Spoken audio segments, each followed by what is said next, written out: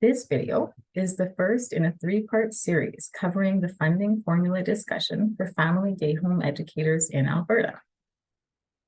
In this video, I'm going to be outlining the new funding approach using simple language. The second part of this video series will review family day home educator needs, and the last video in the three-part series will suggest feedback ideas that you might want to share with the government.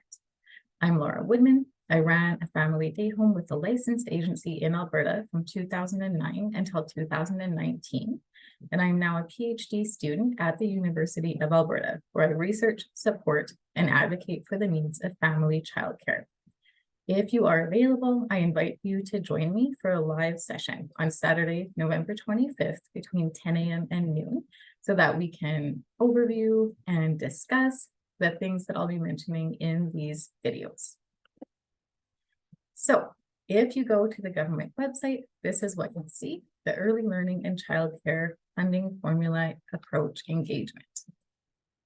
It's really important that you take this opportunity to raise your voice. So they're inviting you to do so with an online survey, which is open until December 8th, or through virtual or in-person engagement sessions. So I'm planning on having the live session 2 weeks before December 8th so that you have a lot of time to fill in that survey. If you've already filled it out, no worries. If you would like to fill it out again, you can do so using the information gained from these information sessions. So basically, I took that funding formula, the discussion paper, and broke it down in simple language. And this video talks about what they are saying in the paper. First, they want to talk about core versus enhanced or optional services, which is important for parent choice and quality. They want to define reasonable profit and make that transparent for day home settings. They want to ensure that the administrative burden is minimized, and they mentioned a need to clarify how funds are being distributed between agencies and educators, which I think is really important. They call for better communication between government agencies and educators, and the need to recognize the unique nature of the licensed family day home system, which is absolutely wonderful because we're different. We're not the same as center-based care. So these are some of the discussion questions that they have in that paper. It's important to note that not all of these discussion questions are on the online survey questions, which I'll go over in the third video of this series. They're asking you what is important for the government to consider. What challenges do you think people should expect as we move to a government-funded system? What kind of supports do you need as it moves to this system? And do the proposed principles of this formula make sense? So again, it's absolutely critical that you raise your voice if you're so inclined to let them know, yes, you're on track, no, you didn't consider this, or here's something else to think about. They mention reasonable profit is currently not considered or defined in terms of day homes. So how much is it reasonable for you to make per month per child? They also talk about issues of the unequal cap and grant system, which have been personally driving me nuts since it came out. So to be fair to educators, we need to receive the same financial benefits as someone working in or operating a different kind of program. They want to know what reasonable profit means, how we can define it, and how we can monitor it. And they're also curious about how this $10 a day model can create stability for family day homes. They mention issues that the core and enhanced system may promote inequality, which we'll peek into in just a minute. And they also talk about the unique difficulties for family day homes. So if one parent opts out of an enhanced service, what happens to the other parents in the program, right? Who gets to go on the field trip? Who stays home or doesn't come on that day? They did say that they had a low response from day home, so it makes it hard to know what the program costs actually are. So again, please fill this in, fill in the online survey, raise your voice. And again, they want to consider that grants, funding, and financial support for administrative and overhead costs need to be considered. I think it's absolutely wonderful that they're discussing this because we do have overhead costs if we run a day home. So this is the table that they're offering about childcare services that are currently being offered in center-based care. So that's what they're talking about when they say facility-based, essentially. They're offering this to help us find out what is going to be core and what is going to be an enhanced or optional service. But because the numbers weren't there from the day home sector, they don't have a nice table like this for us. They just offer us the one from center-based care. So from our perspective, the family day home perspective, I think that the biggest differences here are hot meals. So almost all day homes provide hot meals and also extended hours. So many day homes are outside of the hours that they propose in this framework. But there's some other things that you might want to consider here when you're offering your feedback to the government. So the discussion paper states that educators currently have the flexibility to meet variable needs of parents in childcare programming, as long as they comply with the Early Learning and Childcare Act and regulations and the Family Day Home Standards Manual. This is what the government believes is going on. I think this is problematic because we know that some agencies don't allow educators to take paid time off. They don't allow educators to ask parents to provide their own food. They might have very detailed lists of books that are hard to find and really expensive. And these books are things that educators must purchase if they want to go with an agency. These are facts. So educators do not have flexibility in some agencies right now. And they're not going to have flexibility if agencies continue to have ultimate control and if agencies are not monitored or regulated themselves. So I'll talk more about that in the other two videos in this series. So with the discussion questions, they're wondering what services parents should expect and which should be optional. This is actually really important. What should be included in the guidelines for optional and why? And how can they be monitored to ensure that they're equitable and optional for parents? Finally, how can potential escalation of parent fees for these things be controlled? So we're going to come back to that in a slide or two. But right now, the funding formula needs to account for a range of family day home services. We need more clarity and detail on the formula. So parent fees, affordability grants, and operational hours. And this is right from the discussion paper. So I'm not saying this, I'm just relaying what the government is saying. So it's wonderful that they recognize this and the unique family day home costs that have to be recognized. So fair outcome means the same grants, funding, and financial assistance as facilities. So here is the proposed funding formula. So total government funding is funding for programming, administration, residence, which is like your facility costs, and for the educator themselves. So like the amount of money that you make minus whatever revenue they get from parent fees.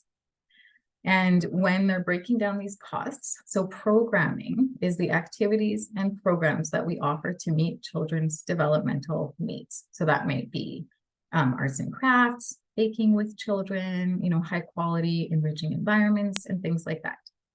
Administrative is basically what it sounds like. So all that time filling in paperwork, doing documenting, tracking children's hours, documenting your monthly fire drills, everything that we do in our programs. There's also residence funding, which is amazing that they acknowledge. So there's money involved for providing a safe and nurturing environment. There's upkeep that has to happen, repairs to the home. And then finally, funding for the educator themselves. So that's the costs of direct childcare resources. So how much money do you make for being an educator?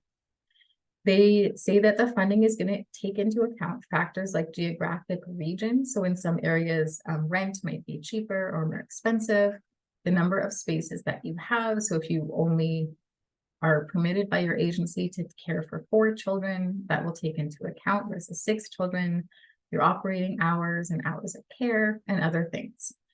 It's really important that we recognize operating hours and hours of care, but also the hours that we do necessary tasks outside of when children are being cared for, and we'll be touching on that in the next video. So some of my notes are who gets the program funding and who gets the administrative funding. because there's a lot of gray area with agencies and educators. And again, agencies right now have a lot of variance. So agencies do things in vastly different ways, even within the Child Care Act and regulations and the Family Day Home Standards Manual. Agencies currently have very little accountability, and I'll be showing this with research in the next video. So we know that educators have to do annual IDP plans or individual development plans, but agencies don't. My research has also shown that agencies do not collect or collect very little feedback from educators on how things are working. So again, it's just important to say, what does the agency do? What does the educator do? And how much money, what proportion of grants or subsidies goes to each person? So back to program funding and looking at those core and enriched activities. So these are some of the things that they're thinking about. Is an enriching or optional activity something like providing meals and snacks, providing field trips, providing educational materials like books, art supplies, and toys? What is the bare minimum? They're saying that some programming could be enhanced or optional, and educators could choose to charge parents a fee or to use their government funding. We'll come back to this in the next slide or two. So when we're looking at this, I think it's really important to remember that quality early learning and child care is not just keeping children alive at the end of the day. It's not just keeping them safe, right? It's absolutely, in my opinion, providing them with nourishing food, right? A stimulating environment, opportunities for growth, learning, and development. I don't think that those things are optional. That's just my opinion. So things like field trips, maybe, things like books or toys. I can't imagine a childcare program that was running at a core level that only had, I don't know, things for children to sit on and nap cots for them to sleep on. And that's why this issue of core versus enriched or optional activities and services is critical and important. Okay. So the document states that educators would be able to use the funds in a flexible way. An educator may choose to charge an additional fee to parents or to use government funding for enhanced service. And if a program or if programming is determined to be core by the government, you may not charge an additional fee to the parents. It's really important that we're crystal clear here. And I think this is one of the most important areas for feedback.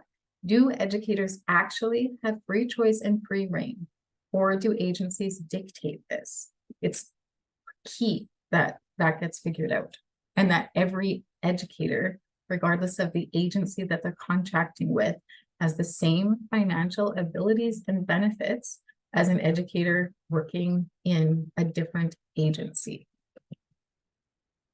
Okay.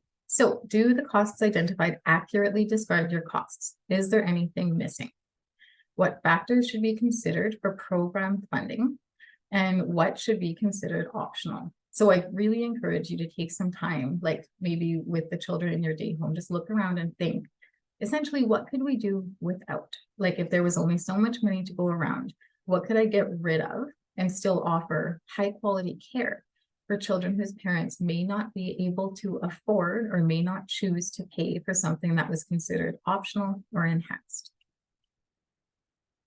So when we're looking at administrative funding, right now it's divided among the educators and the agencies, and the government states that we have to clearly define the relationships and the roles.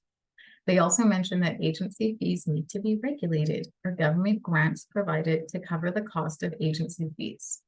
We'll look more into this in the research portion about educator needs in the next video.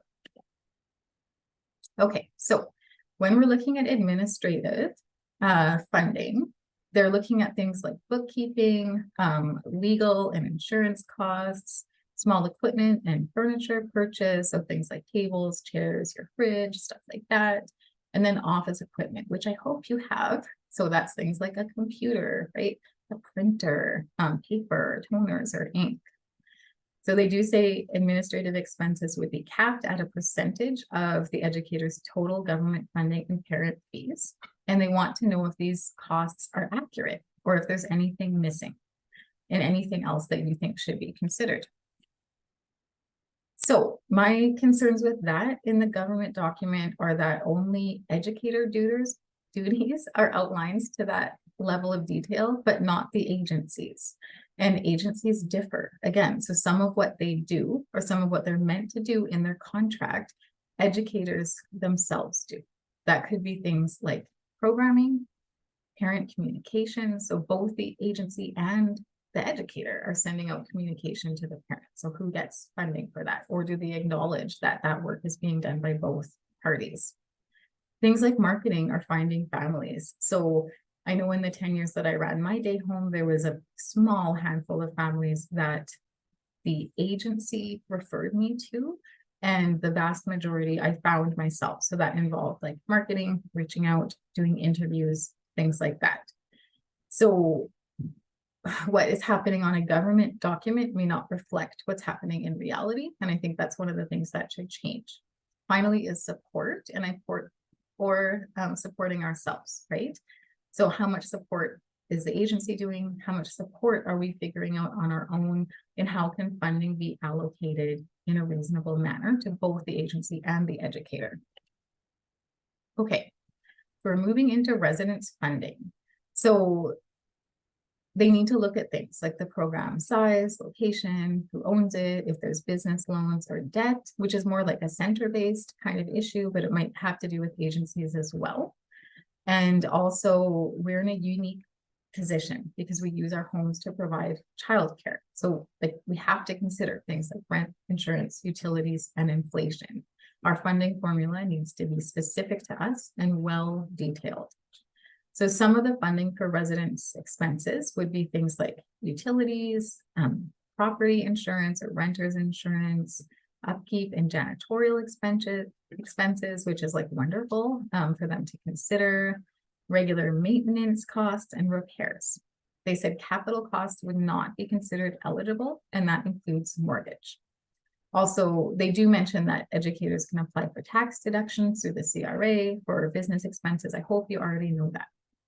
So they're wondering if the costs accurately describe your true costs, if anything's missing, or if anything else should be considered for residence funding or for ongoing maintenance costs.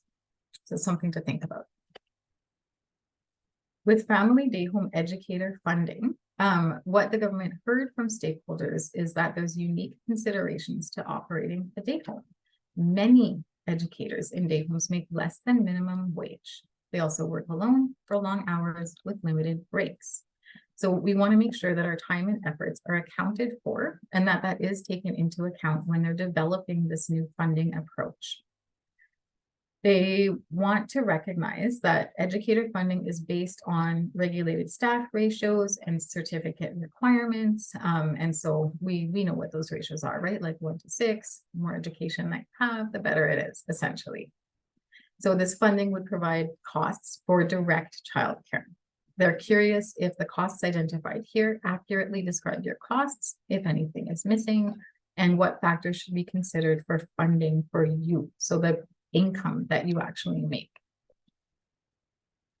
When we're looking at parent fees, so Children and Family Services recognizes that educators generally determine parent fees, but some agencies do require educators to charge a certain fee.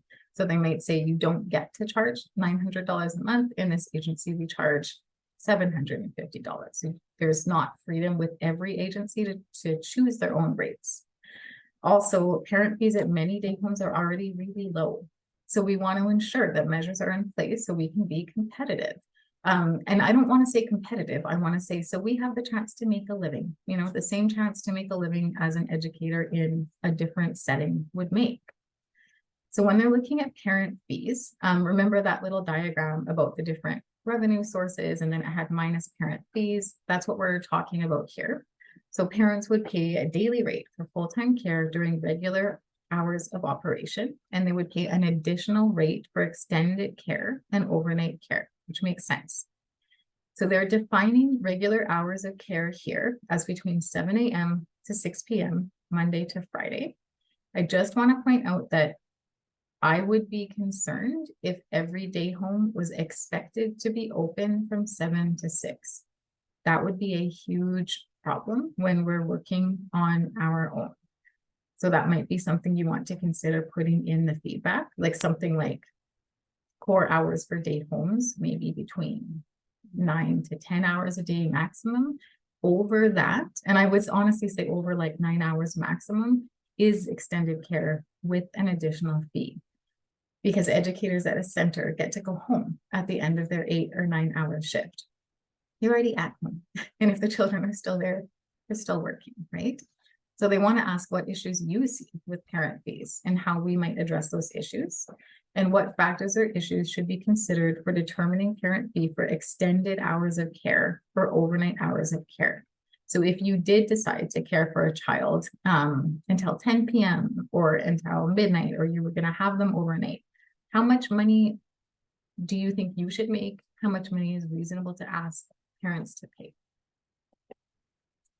All right, so that actually wraps up this first video. I hope that you found it helpful. I'm going to put a link in the chat to the online session that we're having on Saturday, November 25th at 10 a.m. You don't need to register, just click on that link to join. I'm creating a document that offers feedback suggestions. And so when that document is available, I'll put it in a link as well so that you can like copy and paste what you find relevant. And you can also make the document your own, add things that you think are interesting.